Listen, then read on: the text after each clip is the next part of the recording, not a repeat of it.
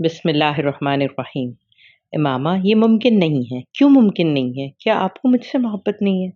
मोहब्बत की बात नहीं है इमामा, मैं अब बहुत वक्त गुजर चुका है। वैसे भी एक शादी नाकाम होने के बाद मैं फौरी तौर पर दूसरी शादी नहीं करना चाहता। मैं अपने करियर पर ध्यान देना चाहता हूँ।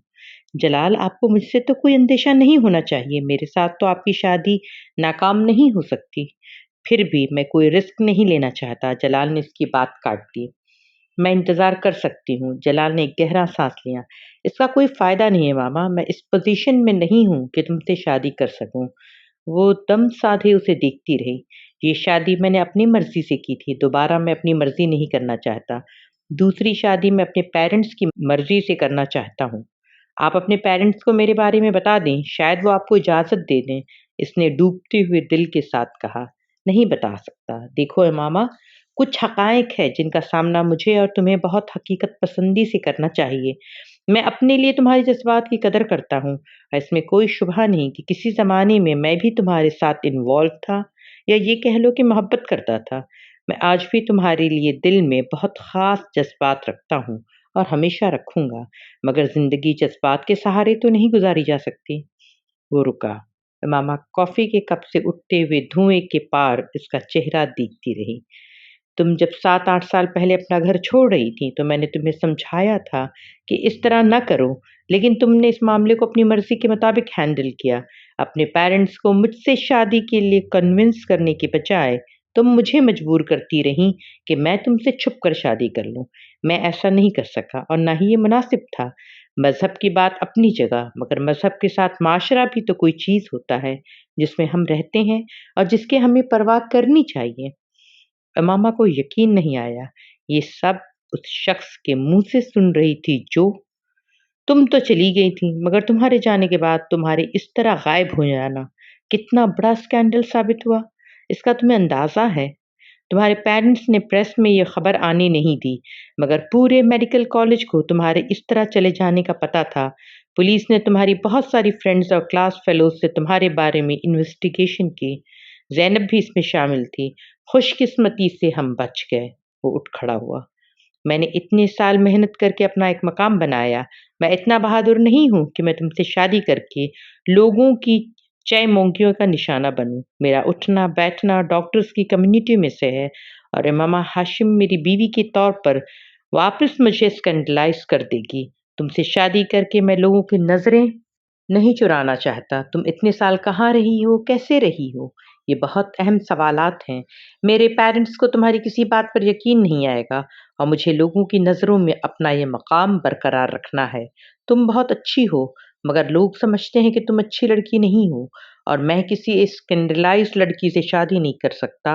मैं बर्दाश्त नहीं कर सकता कि कोई ये कहे कि मेरी बीवी का किरदार अच्छा नहीं है। आई होप तुम मेरी पोज़ीशन को समझ सकती हो।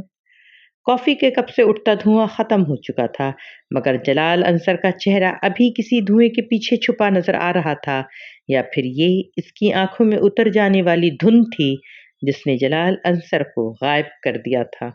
कुर्सी के दोनों हाथों का सहारा लेते हुए वो उठ खड़ी हुई। हाँ, मैं समझ सकती हूँ, उसने अपने आप को कहते सुना। खुदा हाफ़िज़। आई एम सॉरी मामा। जलाल माज़रत कर रहा था। मामा ने उसे नहीं देखा। वो जैसे नींद की हालत में चलते हुए कमरे से बाहर आ गई। शाम के 7 बज चुके थे, अंधेरा छा चुका था। सड़कों पर स्ट्रीट लाइट्स और नियॉन साइन बोर्ड्स रोशन थे। सड़क पर बहुत ज़्यादा ट्रैफिक थी। इस पूरे रोड पर दोनों तरफ डॉक्टर्स के क्लिनिक थे। उसे याद था किसी ज़माने में इसकी भी ख्वाहिश थी कि इसका भी ऐसा ही क्लिनिक होता। उसे ये भी याद था कि वो अपने नाम के आगे इसी तरह की क्वालिफ़िकेशंस की एक लंबी लिस्ट देखना चाहती थी, बिल्कुल वैसे ही जैसे जिस तरह जलाल अंसर के नाम के साथ थी, बिल्कुल वैसे ही जिस तरह इस रोड पर लगे हुए बहुत से डॉक्टर्स के नामों के साथ थीं। ये सब हो सकता था, ये सब मुमकिन था, इसके हाथ की मुट्ठी में था। अगर वो बहुत साल पहले अपने घर से ना निकली होती। वो बहुत देर तक जलाल के हॉस्पिटल के बाहर सड़क पर खड़ी खालिद ज़हनी की कैफियत में सड़क पर दौड़ती ट्रैफिक को देखती रही। इसकी समझ में नहीं आया था कि वो यहाँ से कहाँ जाए। उसने एक बार फिर मुड़कर हॉस्पिटल के माथे पर जगमगाते इलेक्ट्रिक बोर्ड पर डॉक्टर जलाल अंसर का नाम देखा। तुम अच्छी लड़की हो मगर लोग तुम्हें अच्छा नहीं समझते। उसे चंद मिनट पहले कहे हुए इसके अल्फाज याद आए। वहाँ खड़े उसे पहली बार पता चला कि उसने अपनी पूरी जिंदगी एक तरफा मोहब्बत में गुजारी थी। जलाल अंसर को इससे कभी भी मोहब्बत नहीं थी, ना 8.5 साल पहले ना ही अब। इसको सिर्फ इमामा की ज़रूरत नहीं थी, उसके साथ मुंसलिक बाकी चीज़ों की भी ज़रूरत थी। इसका लंबा चौड़ा फैमिली बैकग्राउंड, सोसाइटी में इसके ख़ानदान का नाम और मर्तबा, और इसके ख़ानदान के कॉन्टैक्ट्स, इनके ख़ानदान की दौलत, जिसके साथ नत्थी होकर वो जो जंप लगाकर रातों रात अपर क्लास में आ जाता। और वो इस खुशफ़हमी में मुब्तला रही कि वो सिर्फ़ इसकी मोहब्बत में मुब्तला था। इसका ख़्याल था कि वो एक बार भी इसके किरदार के हवाले से कोई बात नहीं करेगा। वो कम से कम ये यकीन ज़रूर रखेगा कि गलत रास्ते पर वो नहीं चल सकती, मगर फिर वो गलत साबित हुई। इसके नज़दीक वो एक स्कैंडलाइज़ लड़की थी, जिसके दिफ़ा में अपनी फ़ैमिली या दूसरे लोगों से कुछ कहने के इसके पास कोई लफ्ज़ नहीं था। 8.5 साल पहले घर छोड़ते हुए वो जानती थी कि लोग इसके बारे में वो बहुत कुछ कहेंगे। वो अपने लिए कांटों भरा रास्ता, ज़हर उगलती ज़बानी और तंज़ करती नज़रें जिन चुन रही थी, मगर उसने कभी नहीं सोचा था कि इन लोगों में जलाल अंसर भी शामिल होगा। ज़हर उगलती ज़बानों में से एक ज़बान उसकी भी होगी। तो ज़िंदगी में कम से कम जलाल अंसर को अपने किरदार के अच्छा होने के बारे में कोई सफाई या वज़ाहत नहीं देना चाहती थी। वो इसको कोई सफाई दे ही नहीं सकती थी। इसके लफ्ज़ों ने 8.5 साल पहले बार उसे सही मानों में हकीकत के तपते हुए सहरा में फेंक दिया था। वो माशरे के लिए एक आउटकास्ट बन चुकी थी। तो इमामा हाशिम, ये है तुम्हारी औकात। एक स्कैंडलाइज और स्टिग्मेटाइज यानी दागदार लड़की, और तुम अपने आप को क्या समझे बैठी थी? वो फुटपाथ पर चलने लगी, हर बोर्ड हर न्यूज़ साइन को पढ़ते हुए। वहाँ लगे हुए बहुत से डॉक्टरों के नाम से वो वाकिफ थी। उनमें से कुछ उसके क्लास फेलोज थे, कुछ उससे जूनियर, कुछ उससे सीनियर। और वो खुद कहाँ खड़ी थी? कहीं भी नहीं। तुम देखना है मामा, तुम किस तरह जलील व ख्वार होगी। तुम्हें कुछ भी नहीं मिलेगा, कुछ भी नहीं। इसके कानों में हाशिम मुबीन की आवाज़ गूंजने लगी थी। उसने अपने गालों पर सयाल मादे को बहते हुए महसूस किया। आसपास मौजूद रोशनियां अब इसकी आंखों को और चुंधियाने लगी थीं। जलाल अंसर बुरा आदमी नहीं था, बस वो नहीं था जो समझकर उसकी तरफ गई थी। कैसा धोखा था जो उसने खाया था, जानबूझकर खुली आंखों के साथ। वो भी एक मादा प्रस्त था, मुकम्मल मादा प्रस्त। सिर्फ उसका ये रूप उसने पहली बार देखा था, वो इसके लिए ये सब नाकाबिले यकीन था। वो बुरा आदमी नहीं था, इसकी अपनी अखलाकियात थीं, वो इनके साथ जी रहा था। इमामा हाशिम को आज उसने वो अखलाकियात बता दी थीं। उसने ऐसी तज़हीक और तहकीर 8 सालों में पहली बार देखी थी, वो भी इस शख्स के हाथों जिसे वो खूबियों का मजमुआ समझती रही थी। वो खूबियों के इस मजमुए की नज़रों में वो क्या थी? घर से भागी हुई एक स्कैंडलाइज लड़की। आंसुओं का एक सैलाब था जो उसकी आंखों से उमड़ रहा था। इसमें सब कुछ बह रहा था, सब कुछ। उसने बेरहमी के साथ आंखों को रगड़ा।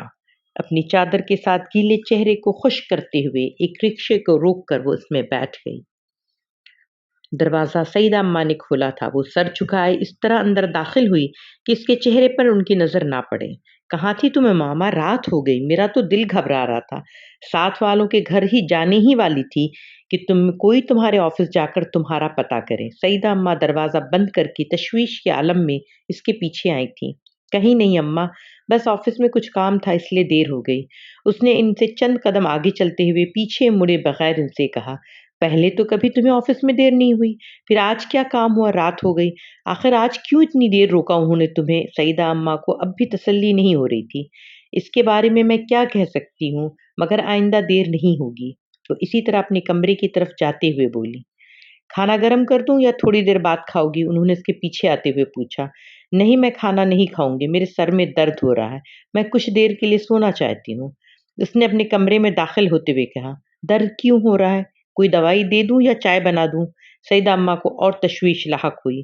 अम्मा प्लीज मुझे सोने दें, मुझे किसी चीज की जरूरत नहीं है। अगर हुई तो मैं आपसे कह दूंगी। उसके सर में वाकई दर्द हो रहा था। सईदा अम्मा को शायद अंदाजा हो गया कि उनकी तशवीश इस वक्त उसे बेआराम कर रही थी। ठीक है, तुम सो जाओ, वो जाने के लिए पलटी। मामा अपने कमरे की लाइट ऑन नहीं की। उसने इसी तरह अंधेरे में दरवाजे को बंद किया और अपने बिस्तर पर आकर लेट गई। اپنا کمبل کھینچ کر اس نے سیدھے لیٹتے ہوئے اپنی آنکھوں پر بازو رکھ لیا۔ وہ اس وقت صرف سونا چاہتی تھی، کچھ بھی یاد نہیں کرنا چاہتی تھی، نہ جلال انصر سے ہونے والی کچھ دیر پہلے کی گفتگو، نہ ہی کچھ اور۔ وہ رونا بھی نہیں چاہتی تھی، وہ اپنے مستقبل کے بارے میں سوچنا بھی نہیں چاہتی تھی۔ اس کی خواہش پوری ہو گئی۔ اسے نیند کیسے آ گئی یہ وہ نہیں جانتی، مگر وہ بہت گہری نیند سوئی تھی۔ وہ اس سے 3 قدم آگے کھڑا تھا، اتنا قریب کہ وہ ہاتھ بڑھاتی تو اس کا کندھا چھو لیتی۔ وہاں ان دونوں کے علاوہ اور کوئی نہیں تھا۔ وہ اس کے کندھے سے اوپر خانہ کعبہ کے کھلتے ہوئے دروازے کو دیکھ رہی تھی۔ وہ نور کے اس سیلاب کو دیکھ رہی تھی جس نے وہاں موجود ہر چیز کو اپنی لپیٹ میں لینا شروع کر دیا تھا۔ وہ خانہ کعبہ کے غلاف پر تحریر آیت کو بآسانی دیکھ سکتی تھی۔ وہ آسمان میں موجود ستاروں کی روشنی کو ایک دم بڑھتے محسوس کر سکتی تھی۔ اس سے آگے کھڑا شخص تلبیہ پڑھ رہا تھا۔ وہاں گونجنے والی واحد آواز اسی کی آواز تھی، خوش الحان آواز۔ اس نے بے اختیار اپنے آپ کو اس کے پیچھے وہی کلمات دہراتے پایا، اسی طرح جس طرح وہ پڑھ رہا تھا، مگر زیر لب۔ پھر وہ اپنی آواز اس کی آواز میں ملانے لگی، اس کی طرح مگر زیر لب۔ پھر اس کی آواز بلند ہونے لگی۔ پھر اس کو احساس ہوا کہ وہ اپنی آواز اس کی آواز سے بلند نہیں کر پا رہی۔ اس نے کوشش ترک کر دی، جو اس کی آواز میں آواز ملاتی رہی۔ خانہ کعبہ کا دروازہ کھل چکا تھا۔ اس نے اس شخص کو آگے بڑھ کر دروازے کے پاس جا کر کھڑے ہوتے ہوئے دیکھا۔ اس نے اپنے ہاتھ آسمان کی طرف اٹھاتے دیکھا، وہ دعا کر رہا تھا۔ وہ اسے دیکھتی رہی، پھر اس نے ہاتھ نیچے کر لیے۔ اب وہ نیچے بیٹھ کر زمین پر سجدہ کر رہا تھا، کعبے کے دروازے کے سامنے۔ وہ اسے دیکھتی رہی۔ اب وہ کھڑا ہو رہا تھا، وہ پلٹنے والا تھا، اس کا چہرہ دیکھنا چاہتی تھی۔ اس کی آواز شناسا تھی، مگر چہرہ دیکھے بغیر اب وہ مڑ رہا تھا۔ وہ ایک دم ہڑبڑا کر اٹھ بیٹھی۔ کمرے میں تاریکی تھی۔ چند لمحوں کے لیے اسے لگا وہ وہیں ہو، خانہ کعبہ میں۔ پھر جیسے وہ حقیقت میں واپس آ گئی، اس نے اٹھ کر کمرے کی لائٹ جلا دی اور پھر بیڈ پر آ کر دوبارہ بیٹھ گئی۔ اسے خواب اپنی پوری جزئیات سمیت یاد تھا، یوں جیسے کوئی فلم دیکھی ہو، مگر اس آدمی کا چہرہ وہ اسے نہیں دیکھ سکی تھی۔ اس کے مڑنے سے پہلے ہی اس کی آنکھ کھل گئی تھی۔ خوش الحان آواز، جلال انصر کے سوا کس کی ہو سکتی، اس نے سوچا، مگر وہ شخص تو دراز قد تھا۔ جلال انصر سانولا تھا۔ اس شخص کے احرام سے نکلے ہوئے کندھے اور بازوؤں کی رنگت صاف تھی اور اس کی آواز شناسا تھی۔ وہ پہچان نہیں پا رہی تھی کہ وہ آواز جلال کی تھی یا کسی اور کی۔ خواب بہت عجیب تھا، مگر اس کے سر کا درد غائب ہو چکا تھا۔ وہ حیران کن طور پر پرسکون تھی۔ اس نے اٹھ کر کمرے کی لائٹ آن کی۔ وال کلاک 1 بجا رہا تھا۔ امامہ کو یاد آیا وہ رات کو عشاء کی نماز پڑھے بغیر ہی سو گئی تھی۔ اس نے کپڑے بھی تبدیل نہیں کیے تھے، نہ ہی سونے سے پہلے وضو کیا تھا۔ اس نے کپڑے تبدیل کیے اور اپنے کمرے سے باہر آ گئی۔ سیدہ اماں کے کمرے میں روشنی نہیں تھی، وہ سو رہی تھی۔ پورے گھر میں گہری خاموشی چھائی ہوئی تھی۔ صحن میں بلب جل رہا تھا، ہلکی ہلکی دھند موجودگی میں بلب کی روشنی میں محسوس کی جا سکتی تھی۔ صحن کی دیواروں کے ساتھ چڑھی سبز بیلیں سرخ اینٹوں کی دیواروں کے ساتھ بالکل ساکت تھیں۔ وہ وضو کرنے کے لیے صحن کے دوسری طرف موجود باتھ روم میں جانا چاہتی تھی، مگر صحن میں جانے کے بجائے وہ برآمدے کے ستون کے پاس آ کر بیٹھ گئی۔ اپنے سویٹر کے آستینوں کو اوپر کرتے ہوئے اس نے اپنی شرٹ کے آستینوں کے بٹن کھولتے ہوئے انہیں اوپر فولڈ کر دیا۔ چند لمحوں کے لیے اسے جھرجھری آئی، خنکی بہت زیادہ تھی۔ پھر وہ ان بیلوں کو دیکھنے لگی۔ ایک بار پھر جلال انصر کے ساتھ شام کو ہونے والی ملاقات اسے یاد آ رہی تھی، مگر اس بار اس کی باتوں کو گونج اسے اشک بار نہیں کر رہی تھی۔ ایک افسردہ سے مسکراہٹ اس کے ہونٹوں پر نمودار ہوئی۔ گزرے ہوئے پچھلے 8.5 سالوں میں یہ آواز، یہ الفاظ اس کے ذہن میں کبھی معدوم نہیں ہوئے کہ نور ہو جاتا ہے کچھ اور ہوا دیدہ تیرا، کچھ نہیں مانگتا ہوں شناسا یہ شیدا تیرا، اس کی دولت ہے فقط نقش کف پا تیرا۔ یہ آواز، یہ الفاظ اس کے ذہن سے کبھی معدوم نہیں ہوئے تھے، اور پھر اسے کچھ دیر پہلے کے خواب میں سنائی دینے والی وہ دوسری آواز یاد آئی کہ لبیک اللہم لبیک، لبیک لا شریک لک لبیک، ان الحمد والنعمت لک والملک لا شریک لک۔ وہ آواز مانوس اور شناسا تھی، مگر جلال انصر کی آواز کے علاوہ کسی آواز سے واقف وہ نہیں تھی۔ آنکھیں بند کر کے اس نے خواب میں دیکھے ہوئے اس منظر کو یاد کرنے کی کوشش کی۔ مقام ملتزم، خانہ کعبہ کا کھلا دروازہ، غلاف کعبہ کی وہ روشن آیات، وہ پرسکون ٹھنڈی معطر رات، خانہ کعبہ کے دروازے سے پھوٹتی دودھیا روشنی اور سجدہ کرتا تلبیہ پڑھتا وہ مرد۔ ماما نے آنکھیں کھول دیں۔ کچھ دیر تک وہ صحن میں اتری دھند میں نظریں جمائے اس آدمی کے بارے میں سوچتی رہی۔ اس آدمی کے برہنہ کندھے کی پشت پر ہلکے ہلکے بالوں میں زخم کا ایک مندمل شدہ نشان تھا۔ امامہ کو حیرت ہو رہی تھی۔ خواب کی اس طرح کی جزئیت اسے پہلے کبھی یاد نہیں رہی تھی۔ اس نے زندگی میں پہلی بار خانہ کعبہ کو خواب میں دیکھا تھا۔ وہاں بیٹھے اسے خواہش ہوئی تھی کہ کاش وہ کبھی اسی طرح مسجد نبوی صلی اللہ علیہ وسلم میں روضہ رسول اللہ صلی اللہ علیہ وسلم کے سامنے کھڑی ہو، اور اسی طرح مسجد نبوی لوگوں سے خالی ہو، وہاں صرف وہ ہو۔ اندازہ نہیں لگا سکی وہ کتنی دیر وہاں اسی طرح بیٹھی رہی۔ وہ اپنے گرد و پیش میں تب لوٹی جب سیدہ اماں تہجد پڑھنے کے لیے وضو کرنے کی خاطر باہر صحن میں نکلی تھی۔ امامہ کو وہاں اس وقت دیکھ کر وہ حیران ہوئی تھی۔ تمہارے سر کا درد کیسا ہے؟ اس کے پاس کھڑے ہو کر انہوں نے پوچھا۔ اب تو درد نہیں ہے۔ امامہ نے سر اٹھا کر انہیں دیکھا۔ رات کو کھانا کھائے بغیر سو گئی تھی۔ اس کے پاس برآمدے کے ٹھنڈے فرش پر بیٹھتے ہوئے بولی۔ وہ خاموش رہی۔ سیدہ اماں ایک گرم اونی شال اوڑھے ہوئے تھیں۔ امامہ نے ان کے کندھے پر اپنا چہرہ ٹکا دیا۔ اس کے سن چہرے کو گرم شال سے ایک عجیب سی آسودگی کا احساس ہوا۔ اب تم شادی کر لو آمنہ، سیدہ اماں نے اس سے کہا۔ وہ اسی طرح گرم شال میں اپنے چہرے چھپائے رہی۔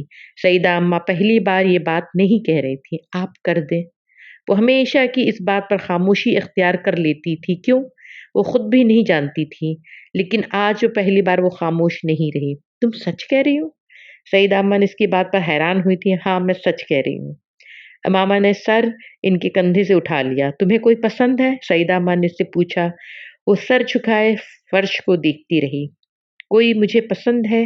نہیں، مجھے کوئی پسند نہیں ہے۔ سیدہ اماں کو اس کی آواز بھررائی ہوئی لگی۔ اس سے پہلے کہ اس سے کچھ کہتی، اس نے ایک بار پھر ان کی شال میں اپنا چہرہ چھپا لیا۔ تمہاری شادی ہو جائے تو میں بھی انگلینڈ چلی جاؤں گی، انہوں نے اس کے سر کو تھپ تھپاتے ہوئے کہا، اور اس کے سر کو تھپ تھپاتے ہوئے انہیں احساس ہوا کہ ان کی شال میں منہ چھپائے ہچکیوں سے رو رہی تھی۔ آمنہ، آمنہ بیٹا کیا ہوا؟ انہوں نے پریشان ہو کر اس کے چہرہ اٹھانے کی کوشش کی۔ وہ کامیاب نہیں ہوئی۔ اسی طرح ان کے ساتھ لگ کر وہ روتی رہی۔ اللہ کے لیے کچھ تو بتاؤ، کیوں رو رہی ہو؟ وہ دل گرفتہ ہو گئی۔ کچھ نہیں، بس ایسے ہی سر میں درد ہو رہا ہے۔ انہوں نے زبردستی اس کا گیلا چہرہ اوپر کیا۔ وہ اب اپنے آستینوں سے چہرہ پوچھتے ہوئے اٹھ کھڑی ہوئی۔ اس نے سیدہ اماں سے آنکھیں نہیں ملائیں۔ سیدہ اماں کی اس کی شادی کی بات کرنے والی اکیلی نہیں تھی۔ اس کی تعلیم مکمل ہونے کے بعد ڈاکٹر سبت علی نے ایک بار پھر سے شادی کا ذکر کیا تھا۔ وہ نہیں جانتی تب اس نے کیوں انکار کر دیا تھا، یہ جاننے کے باوجود کہ وہ اب آزاد تھی۔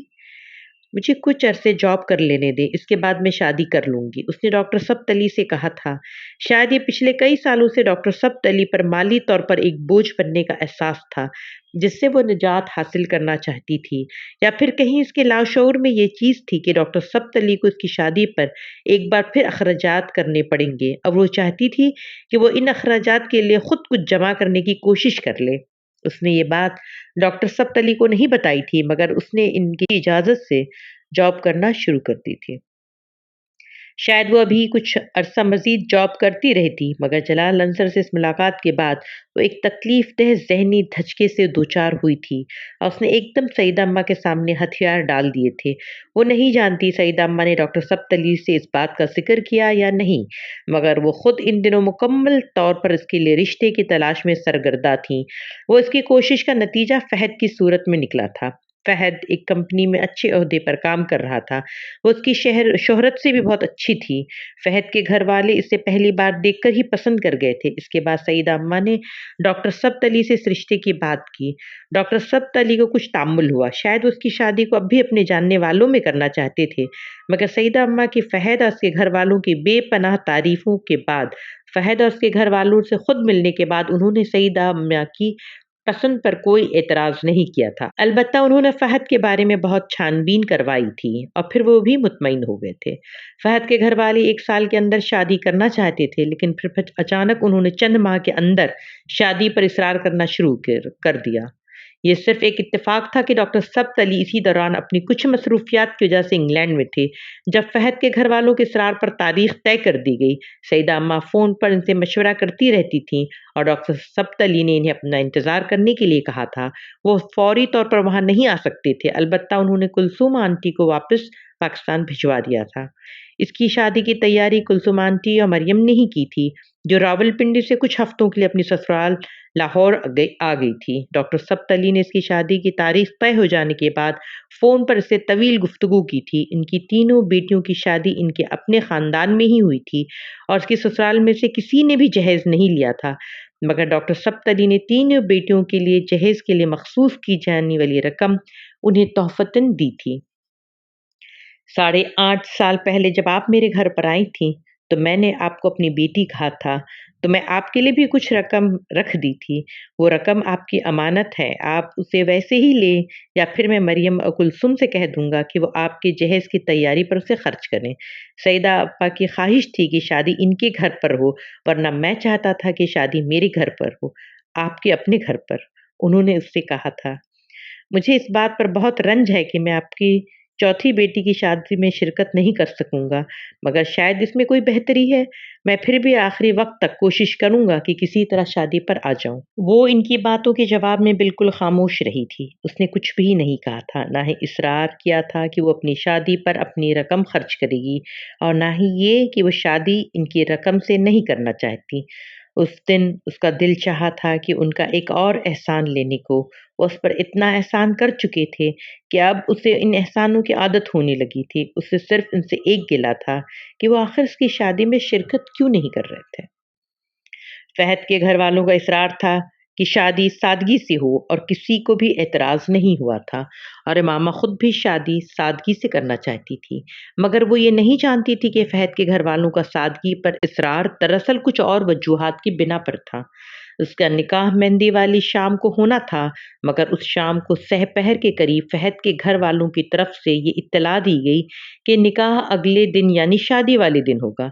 तब तक उसे सईदा अम्मा या कोई अंदाज़ा किसी को नहीं हुआ कि फ़हद के घर में कोई मसला था। मेहंदी की वैसी भी कोई लंबी चौड़ी तकरीब नहीं थी, सिर्फ सईदा अम्मा के बहुत करीबी लोग थे या फिर नज़दीकी हमसाए। निकाह की तकरीब के लिए जिसे खाने का एहतमाम किया था, वो इन लोगों को सर्व कर दिया गया। शादी की तकरीब भी सादगी से घर पर ही होनी थी। 4 बजे बारात को आ जाना था और 6 बजे के करीब रुखसती थी, लेकिन बारात आने से 1 घंटे पहले फ़हद के घर वालों ने सईदा अम्मा को फ़हद की रोपोशी यानी गुम होने की इत्तला दी और ये भी इस रिश्ते से कि माज़रत कर ले। मामा को 4 बजे तक इस सारे मामले के बारे में कुछ नहीं पता था। फ़हद के घर से उरूसी लिबास पहले भिजवा दिया गया था। वो इस वक़्त वो लिबास पहने तकरीबन तैयार थी। जब मरियम इसके कमरे में चली आई, उसका चेहरा सुता हुआ था। उसने मामा को कपड़े तब्दील करने के लिए कहा। उसने मामा को फ़ौरी तौर पर ये नहीं बताया कि फ़हद के घर वाले इनकार करके जा चुके थे। उसने मामा से सिर्फ़ यही कहा कि फ़हद के घर वालों ने शादी कैंसल कर दी है। इसके घर में किसी करीबी अज़ीज़ का इंतकाल हो गया है। वो ये बताकर बहुत अफ़रा-तफ़री से कमरे से निकल गई। मामा ने कपड़े तब्दील कर लिए, लेकिन इस वक़्त उसकी छठी हिस्स ने उसे ऐसे परेशानी से आगाह करना शुरू कर दिया था। उसे मरियम की बात पर यकीन नहीं आया था। कपड़े तब्दील करके वो अपने कमरे से बाहर निकल आई और बाहर मौजूद लोगों के तासुरात ने इसके तमाम शुबहात की तस्दीक कर दी। वो सईदा अम्मा के कमरे की तरफ चली गई। वहाँ बहुत से लोग जमा थे। कुलसुम आंटी, मैमूना, नूरुलैन आपा, हमसाए में रहने वाली चंद औरतें, मरियम और सईदा अम्मा।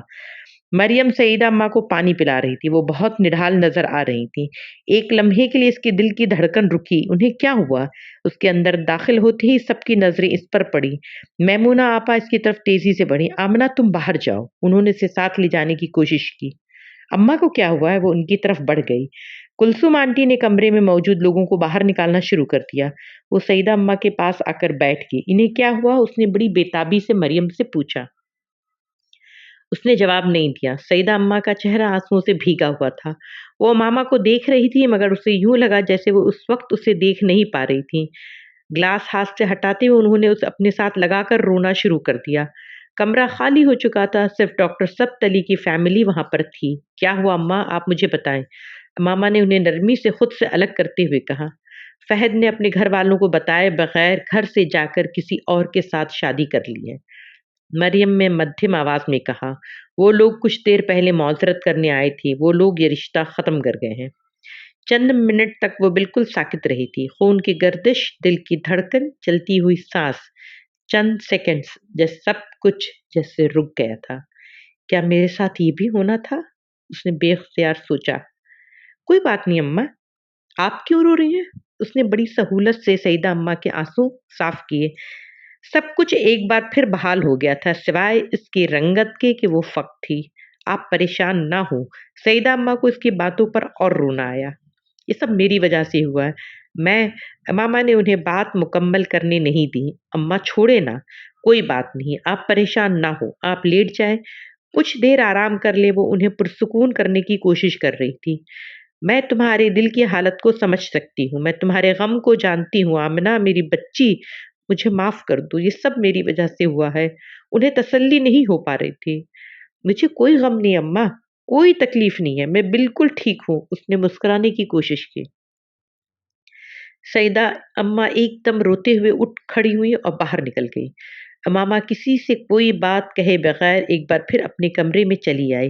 اس کے بیڈ پر تمام چیزیں اسی طرح پڑی ہوئی تھیں۔ اس نے انہیں سمیٹنا شروع کیا۔ اس کی جگہ کوئی اور لڑکی ہوتی تو اس وقت وہاں بیٹھی رو رہی ہوتی، مگر وہ غیر معمولی طور پر پرسکون تھی۔ اگر میں جلال کے نہ ملنے پر صبر کر سکتی ہوں تو پھر یہ ایک ایسا شخص تھا جس کے ساتھ میری کوئی جذباتی وابستگی نہیں تھی۔ اس نے اپنی عروسی لباس کو طے کرتے ہوئے سوچا، زیادہ سے زیادہ کیا ہوگا، یہاں بھی لوگوں کے سامنے نظریں چرا کر اور سر جھکا کر چلنا پڑے گا، کچھ باتیں اور بے عزتی برداشت کرنی پڑیں گی، تو کیا ہوا، اس میں میرے لیے نیا کیا ہے۔ مریم کمرے میں داخل ہوئی اور اس کے ساتھ چیزیں سمیٹنے لگی۔ ابو کو فون کر دیا ہے، اس نے ماما کو بتایا۔ وہ پہلی بار کچھ جھنجھلائی۔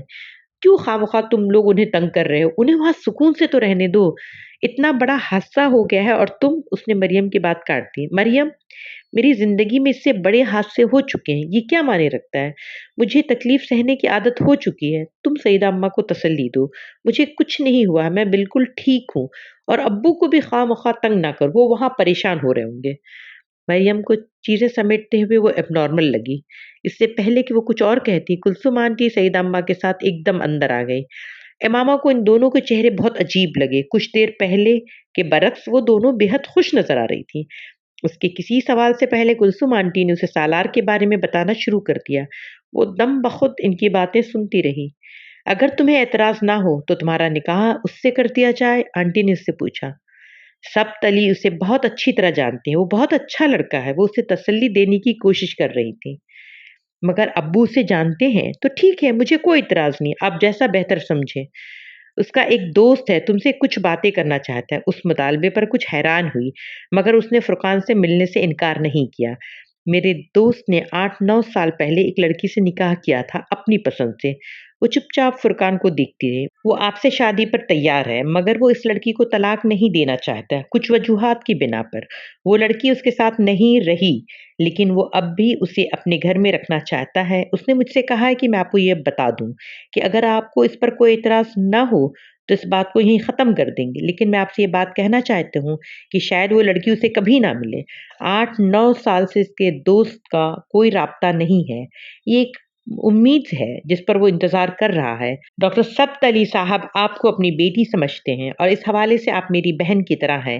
اس وقت اس صورتحال سے نکلنے کے لیے یہی بہتر ہے کہ آپ اس سے شادی کر لیں۔ وہ لڑکی اسے کبھی بھی نہیں ملے گی، کیونکہ نہ تو وہ اسے پسند کرتی تھی اور نہ ہی آج تک اس نے اس سے کوئی رابطہ کرنے کی کوشش کی ہے، اور پھر وہ اتنا لمبا عرصہ گزر چکا ہے۔ وہ اس کا چہرہ دیکھتی رہی۔ دوسری بیوی تو امامہ ہاشم، یہ ہے تمہاری وہ تقدیر جو اب تک تم سے پوشیدہ تھی۔ اس نے سوچا، اگر ڈاکٹر سبت علی اس شخص کے بارے میں سب کچھ جانتے ہوئے بھی اس کو میرے لیے منتخب کر رہے ہیں تو ہو سکتا ہے میرے لیے یہی بہتر ہو۔